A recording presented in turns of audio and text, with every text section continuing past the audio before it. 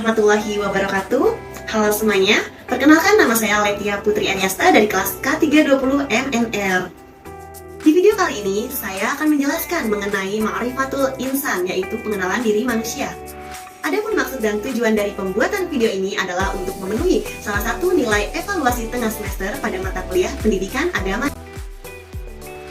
Materi pertama yang akan saya bahas adalah mengenai ta'rif al-insan atau pengenalan manusia. Mengenal hakikat penciptaan manusia. Ma'rifatul insan mempunyai dua kata, yaitu ma'rifat dan insan.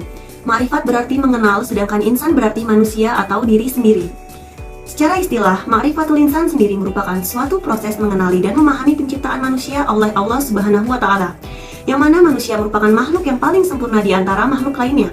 Sehingga, ketika seorang sudah mengenali dirinya sendiri, siapa diri kita, dari mana asal kita, dan untuk apa kita diciptakan, akan membuahkan hasil, yaitu ketaatan dalam menjalankan amanahnya sebagai manusia. Manusia adalah salah satu makhluk ciptaan Allah yang memiliki peranan penting dalam kehidupan di muka bumi ini.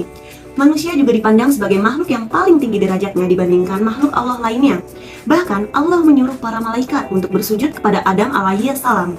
Sebagaimana dalam firman Allah dalam Quran surat Al-Baqarah ayat 34, Wa idh qulna lil malaikati isjudu li Adama fasajadu illa iblis aba wastakbara wa kana minal kafirin. Dan ingatlah ketika kami berfirman kepada para malaikat, sujudlah kamu kepada Adam, maka sujudlah mereka kecuali iblis. Ia enggan dan takabur, ia termasuk golongan orang-orang kafir. Quran surat Al-Baqarah ayat 34. Kemudian di slide ini yaitu asal penciptaan manusia. Manusia tersusun dari unsur bumi dan unsur langit. Unsur bumi karena diciptakan dari tanah. Unsur langit karena setelah proses penciptaan fisiknya yang sempurna, Allah meniupkan ruh kepadanya. Sebagaimana dijelaskan dalam firman Allah, Huwallazi khalaqakum min tinin summa qada ajala wa ja'alum musamma indahu summa antum tamtarun. Dialah yang menciptakan kamu dari tanah, sesudah itu ditentukannya ajal kematianmu, dan ada lagi suatu ajal yang ada pada sisinya yang dia sendiri mengetahuinya. Kemudian kamu masih ragu-ragu tentang hari kebangkitan itu. Summa sawwahu wa nafakha fihi min ruhih wa ja'ala lakumus sam'a wal absara wal afidah qalilan ma tashkurun. Kemudian dia menyempurnakan dan meniupkan ke dalamnya roh ciptaannya, dan dia menjadikan bagi kamu pendengaran, penglihatan, dan hati, tetapi kamu sedikit sekali bersyukur. Quran surat As-Sajdah ayat 9. Dilihat dari asal penciptaannya, manusia tersusun dari unsur bumi dan unsur langit. Dari dua unsur itu, berdasarkan fungsinya manusia disimbolkan dengan tiga unsur utama, yaitu hati, akal, dan jasad. Hati. Secara syariah, qalbu diartikan sebagai segumpal daging yang mana baik buruknya akan memberi dampak besar terhadap jasad seseorang. Kedua, akal. Alat untuk berpikir dan memahami ayat-ayat Allah baik yang kauniyah maupun kauliyah. Berpikir dengan akal tidak seperti berpikir dengan otak. Berpikir dengan akal itu akan berujung dengan satu kesimpulan. Tiga, jasad. Jasad sangat mudah dikenali karena ia dapat dilihat dan diraba. Tanpa jasad, tekad dan pengetahuan hanya akan menjadi impian dan teori yang kosong.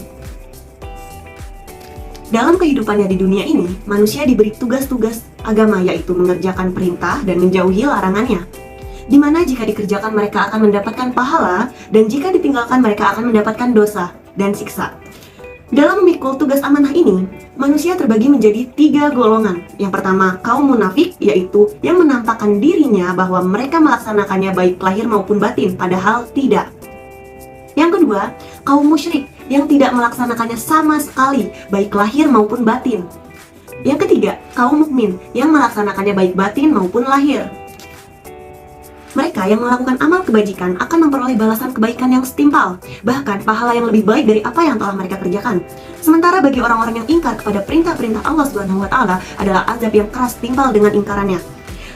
Selanjutnya di slide ini saya akan menjelaskan mengenai hakikatul insan atau hakikat manusia. Mengenal hakikat manusia. Hakikat-hakikat manusia yang harus dipahami antara lain, yang pertama adalah sebagai makhluk, yang kedua sebagai yang dimuliakan, yang ketiga sebagai mukhalaf, yang keempat yaitu bebas memilih, dan yang terakhir adalah hakikat manusia mendapatkan balasan. Manusia sebagai makhluk yang bebas memilih, pastilah memiliki konsekuensi terhadap apa yang ia pilih. Yang pertama, makhluk. Menurut Kamus Besar Bahasa Indonesia, makhluk adalah suatu yang dijadikan atau diciptakan oleh Tuhan, seperti manusia, binatang, dan tumbuh-tumbuhan. Alal fitrah berada di atas fitrah. Menurut Kamus Besar Bahasa Indonesia, fitrah adalah sifat asal, kesucian, bakat, dan pembawaan. Manusia merupakan makhluk ciptaan Allah Subhanahu wa Ta'ala. Ia diciptakan alal fitrah berada di atas fitrah, sebagaimana disebutkan dalam firman-Nya Quran Surat Ar-Rum ayat 30. Pertama adalah alal fitrah berada di atas fitrah. Manusia diciptakan, maksudnya adalah diciptakan oleh Allah Ta'ala berada dalam kecenderungan kepada kebenaran dan patuhnya kepadanya. Yang kedua, lemah. Manusia juga diciptakan oleh Allah Ta'ala dalam keadaan daif atau lemah. Kelemahannya terutama dalam menghadapi godaan hawa nafsunya. Kadangkala mereka mengalami lemah iman dan lemah kesabaran. Yang ketiga adalah bodoh. Manusia juga diciptakan oleh Allah Ta'ala dalam keadaan jahil atau bodoh. Allah Ta'ala mengungkapkan kondisi manusia-manusia ini dengan firman-Nya. Yang keempat, fakir, butuh atau berkehendak. Manusia juga diciptakan oleh Allah Ta'ala dalam keadaan fakir, butuh atau berkehendak kepada pemberiannya. Selanjutnya, mukarram, yang dimuliakan. Betapa manusia diciptakan dari tanah liat dan air yang hina. Akan tetapi, Allah menghendaki manusia menjadi makhluk yang mulia dan dimuliakan dengan: yang pertama, ditiupkan ruh sebagai unsur langit. Yang kedua, diberi keistimewaan. Yang ketiga, alam ditundukkan untuknya. Kemudian mukallaf atau dibebani. Mukallaf artinya dibebani. Sebagai makhluk yang diistimewakan dengan berbagai kelebihan, manusia tidak dibiarkan tanpa tugas dan tanggung jawab. Ubud ilalah. Nikmat penciptaannya dengan berbagai kelebihan harus disyukuri dengan melakukan ibadah sebagai ekspresi ketundukannya dan keikhlasan kepada Yang Maha Menciptakan. Yang kedua, khalifatul fil ard. Potensi besar yang diberikan Allah kepadanya juga dimaksudkan agar manusia mampu mengelola bumi ini mewakili Allah, mengatur kehidupan sesuai yang dikehendaknya, dan tidak berbuat semaunya. Yang keempat, bebas memilih. Manusia adalah makhluk yang mukhayyarun, diberi pilihan oleh Allah Ta'ala, apakah memilih al-iman atau al-kufru, sebagaimana firman Allah dalam Quran Surat At-Taghabun ayat 2.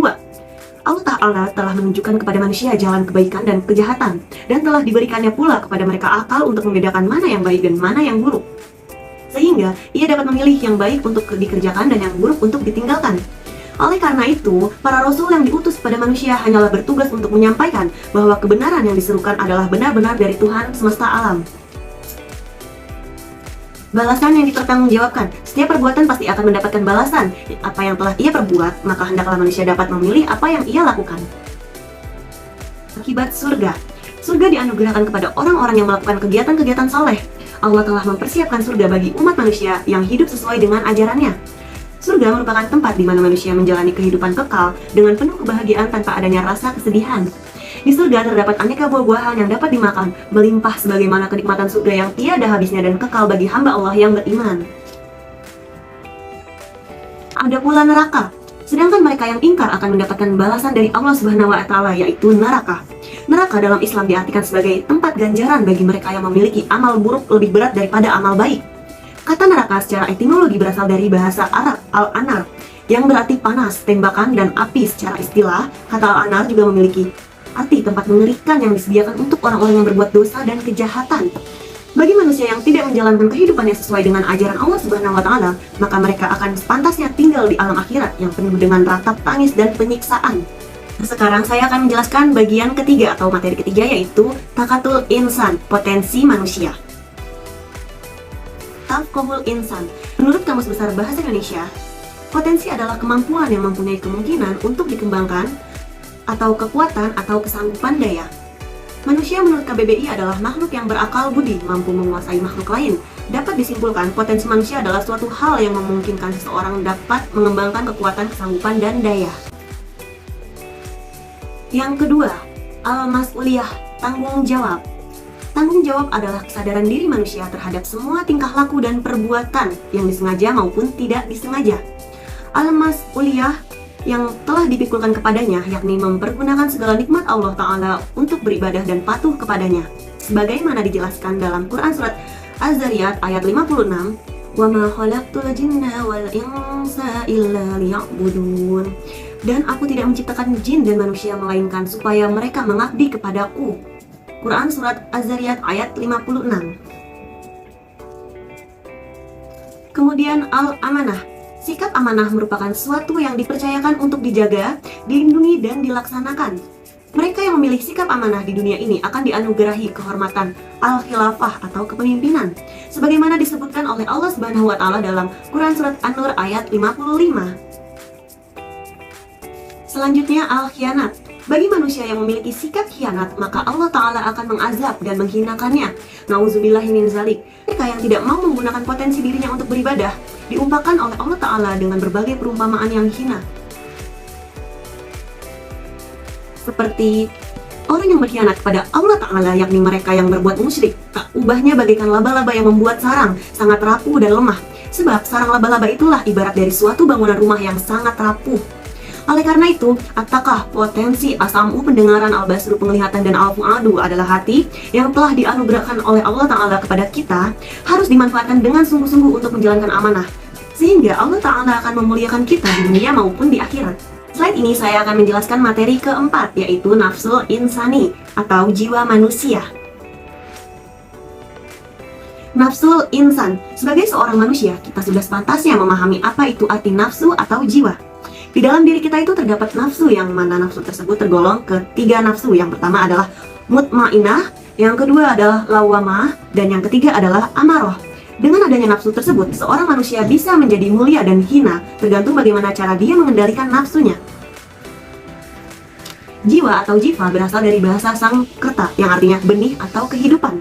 Dalam berbagai agama dan filsafat, jiwa adalah bagian yang bukan jasmaniah atau imaterial dari seseorang. Biasanya jiwa dipercaya mencakup pikiran dan kepribadian dan sinonim dengan roh, akal atau awak diri. Dari beberapa definisi di atas dapat disimpulkan bahwa nafs atau jiwa dalam pandangan Islam adalah diri manusia itu sendiri, nyawa atau roh yang menyebabkan adanya kehidupan. Sifat yang mendorong manusia untuk melakukan suatu perbuatan dan perasaan pada diri manusia. Salah satu bukti kekuasaan Allah Ta'ala adalah diciptakannya an-nafas atau jiwa. Ia adalah esensi dalam diri manusia yang bersifat halus, yang dapat merasakan sedih, gelisah, cinta, benci, atau sejenisnya. Tanpa jiwa, badan manusia nyaris tidak ada bedanya dengan patung. Allah Ta'ala telah melakukan penyempurnaan penciptaan jiwa manusia. Diilhamkan kepadanya jalan kefasikan dan jalan ketakwaan. Sangat beruntunglah orang-orang yang menyucikan jiwanya dan memupukkannya, sehingga dapat mencapai kesempurnaan akal dan perbuatan yang membuahkan kebaikan untuk dirinya dan orang lain. Dalam tafsir Ibnu Katsir dijelaskan, demi jiwa serta penyempurnaannya, yakni penciptanya yang sempurna lagi tegak pada fitrah yang lurus. Selanjutnya dia mengarahkan kepada kekejian dan ketakwaan. Artinya, dia menjelaskan kepadanya seraya menunjukkan kepada apa yang ditakdirkan untuknya. Sesungguhnya beruntunglah orang-orang yang mensucikan jiwa itu, dan sesungguhnya merugilah orang-orang yang mengotorinya. Ada kemungkinan hal itu berhenti. Beruntunglah orang-orang yang menyucikan dirinya, yakni dengan mentaati Allah Subhanahu wa taala, sebagaimana yang dikemukakan oleh Qatadah, sikannya dari akhlak tercela dan berbagai hal lainnya yang hina. Sekian pembahasan yang bisa saya sampaikan. Mohon maaf apabila terjadi kesalahan yang tidak disengaja, dan saya ucapkan terima kasih sebanyak-banyaknya karena telah meluangkan waktu untuk menonton video ini. Sekian dari saya. Wassalamualaikum warahmatullahi wabarakatuh. Sampai jumpa.